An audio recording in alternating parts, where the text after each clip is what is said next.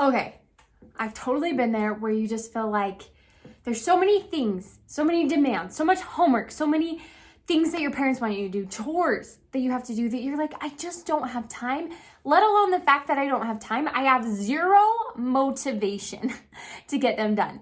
Well, today you're in luck because I'm going to share with you my number one skill of, I guess it kind of falls in time management and motivation.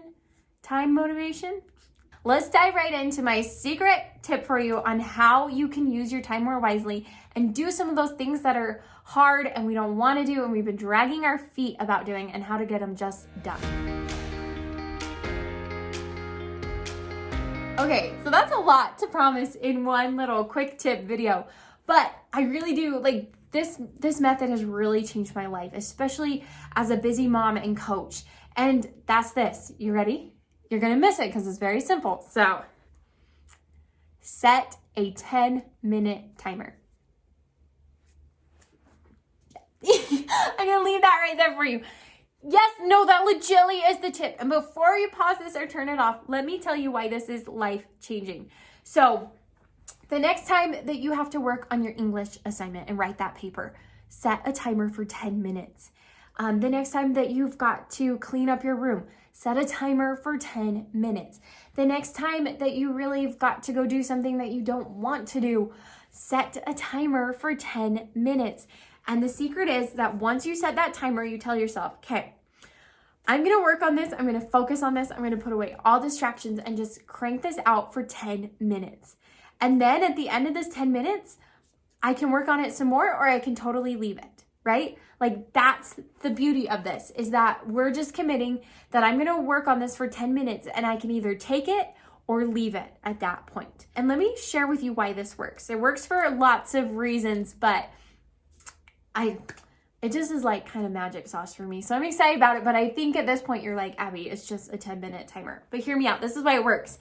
So first of all, it works because a timer for 10 minutes feels so biteable, so manageable, so like, okay, I can work on anything for 10 minutes, right?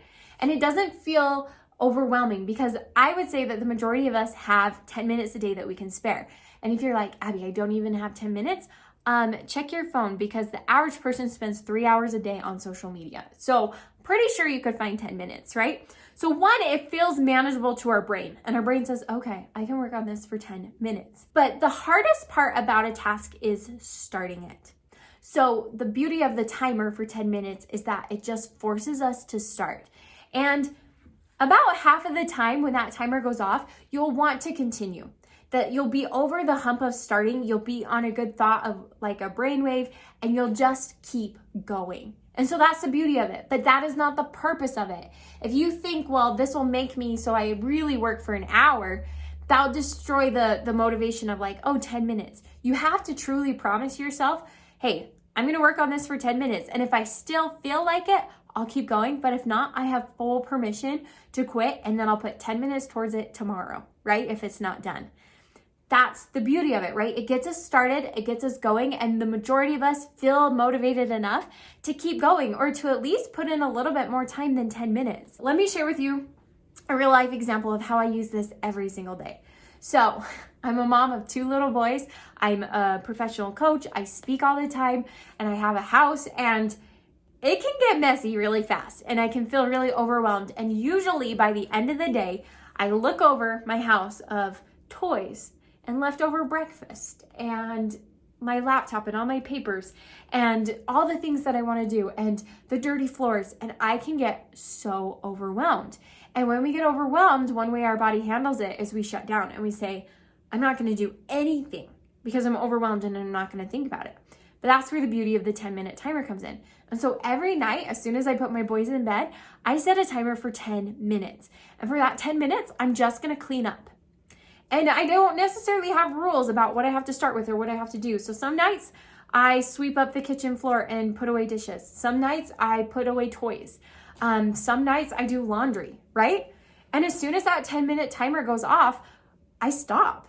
And for the majority of nights, that's about what I do. Now, thankfully, my house is tiny enough that 10 minutes actually makes a really big dent in the work. Like, I'm always shocked how much I can get done in 10 minutes. But on other nights, maybe I'll go 5 more minutes, or maybe I'll finish the load of laundry that I'm doing, or the task that I'm doing. And I'm that much further ahead. Because hear me out on this. Our brains love to tell us that it's all or nothing. That either I work out 6 days a week or I don't work out at all, right? Either I can do the whole dishes or I don't do the dishes. Either I'm gonna write my whole English assignment or I'm not gonna write it until the last minute. That's not good thinking. And as a life coach, I've had to really work with myself and with people to teach them that life is not all or nothing. And that truly 10 minutes of effort can make a huge difference when added up. Because think about that. If you wrote on your English paper, because for a lot of teens it's homework, they just don't want to start and then they don't, and then they procrastinate it until midnight until they absolutely have to. But if you got home and said, okay, I'm setting a timer for 10 minutes, I'm going to work on my math assignment. And we did that every single day, which I get you can't do it every day, but maybe let's do it for 3 days, right? We did it for 3 days until the next A day or B day. That's 30 minutes of work. And I would bet you that you can finish that assignment in 30 minutes, right? Or you can make a huge dent in your English paper. So think about how that time all adds up. And the beauty of this, here's the things to remember. Set a timer, legitly. Don't trust yourself to remember, because then you'll just keep checking the clock every 2 seconds, and that's a distraction that breaks your focus and your power to work. So set an actual timer, set it for 10 minutes, and give yourself permission to be done at 10 minutes. Sometimes you're going to want to work through it, and when you feel that way, go for it. But when you don't, stop. Full permission to just do 10 minutes. And then just use this regularly. You'll be shocked how magic sauce amazing this tip works. So don't overlook this, because my tip is just to use a 10-minute timer. Try it out. Leave a comment down below when you have tried this out. So save this video, come back after you've tried it, and just share the magic that is. I have found this to be life-changing. So comment down below if you find that to be the same.